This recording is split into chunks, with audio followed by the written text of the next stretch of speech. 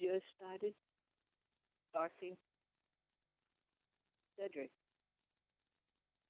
Cedric.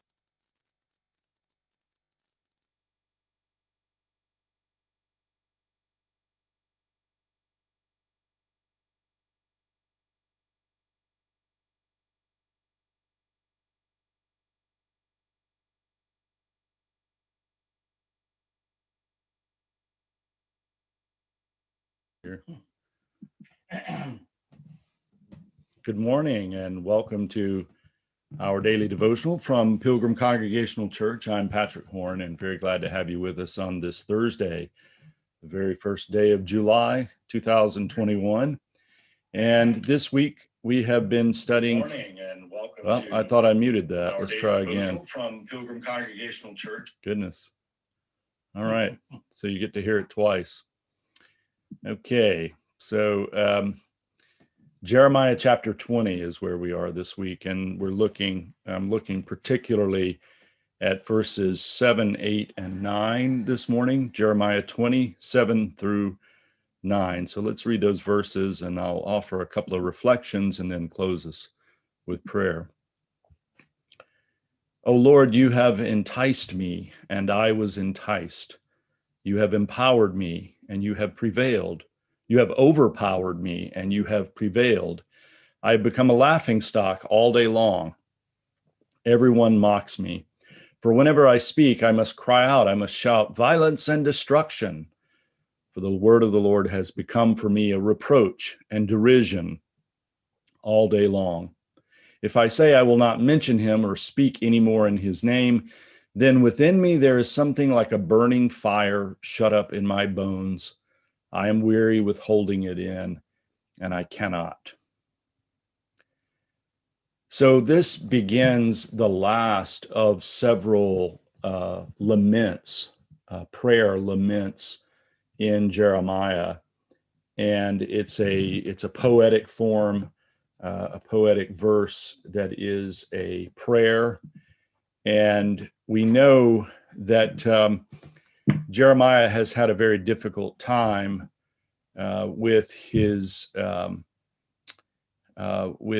fellow countrymen, and they are not pleased at all with the things that he says, because he is foretelling of the destruction of Jerusalem and the temple if they don't change their ways. He even now has, in this chapter, Babylon. Jeremiah 20 is the first time that Babylon is mentioned by name, and so foretelling that Babylon will overtake the nation. And here, Jeremiah is praying.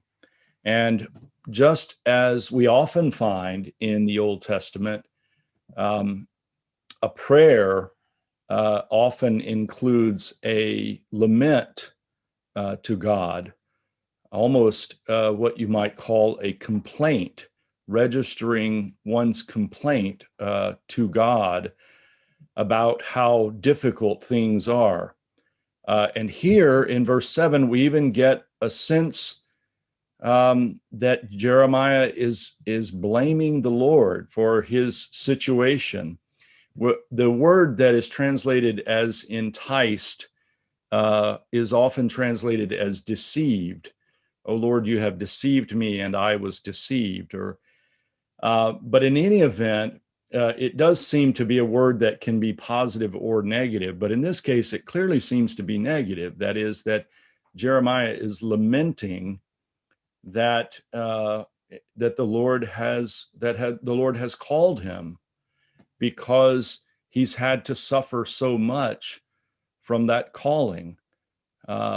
He's been overpowered by God. And now because of that, he is a laughingstock. He's made fun of. People make fun of him because he's constantly talking about how the people must change their ways or they're going to suffer violence and destruction.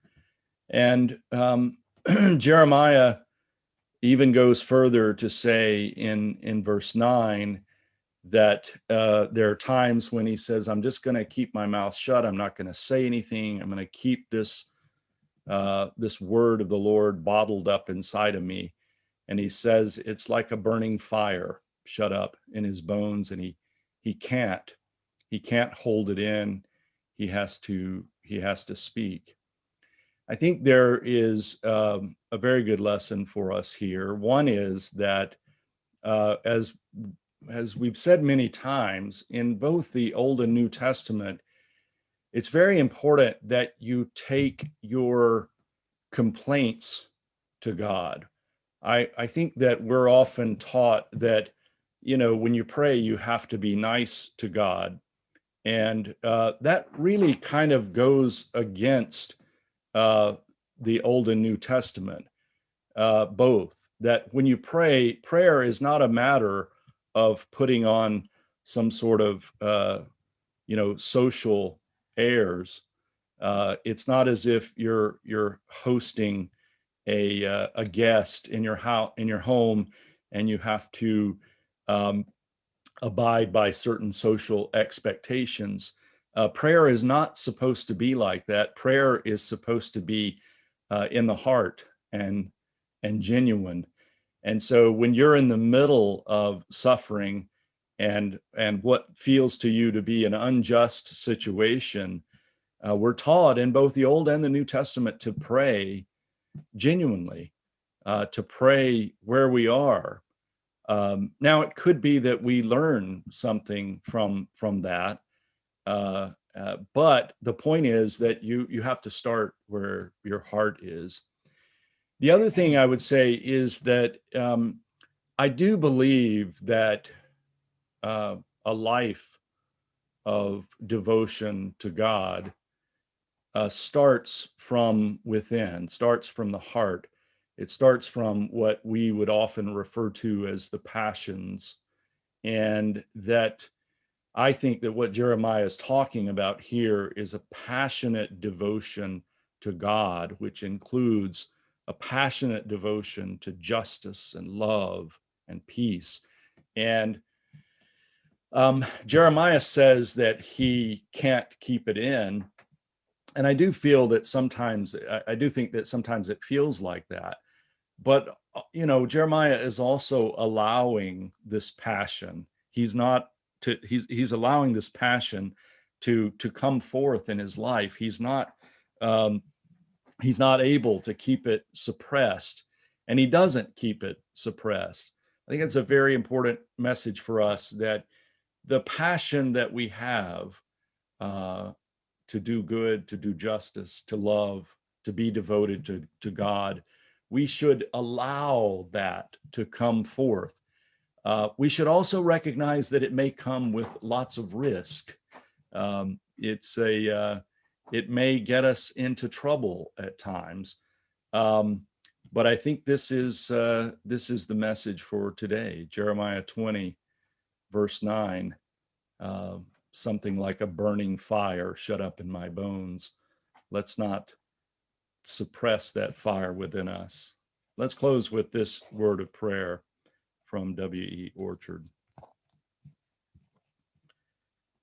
Breathe on us, breath of God, not as the mighty rushing wind, lest the dimly burning fire within us be quenched, but with the quiet breath that shall fan to flame our smoldering faith.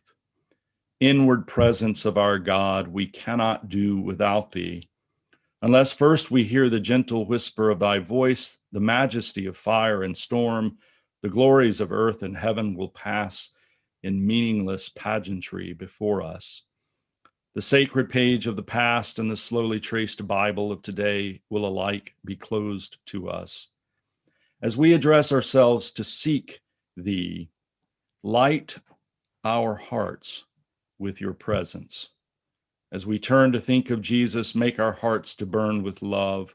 Spirit of the living God, Spirit of Jesus, Spirit who chooses the human soul for thy dwelling, make thyself known to us now. Amen. Thank you for joining me this morning from Pilgrim Congregational Church. I'm Patrick Horn, and I hope you have a great day. Goodbye.